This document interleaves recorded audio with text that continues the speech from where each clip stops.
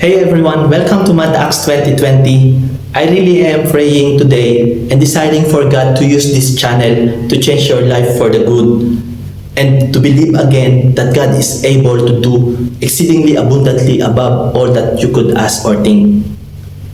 Once again, thank you so much for your continued support, and if you are new to my channel, don't forget to click subscribe for more weekly updates on Mad Acts 2020.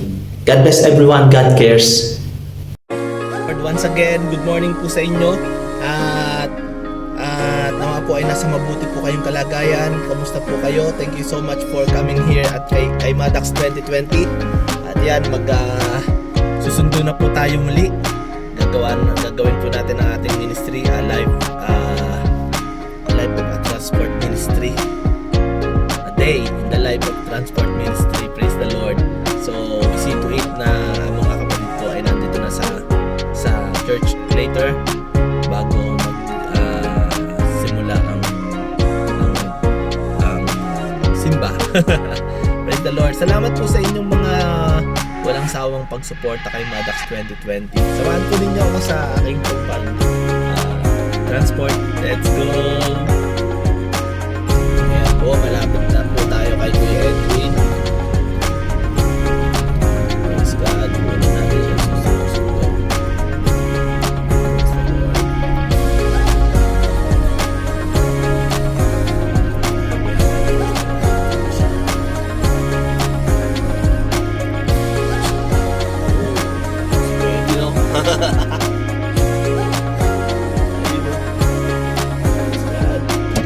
Kuya, good morning. Good morning po, Mas. Naka-video no? Praise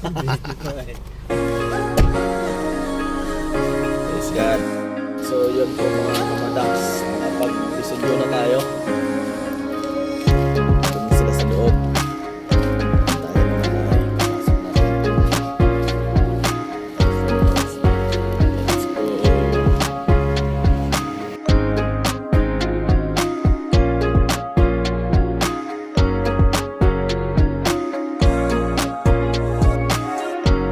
A few moments later.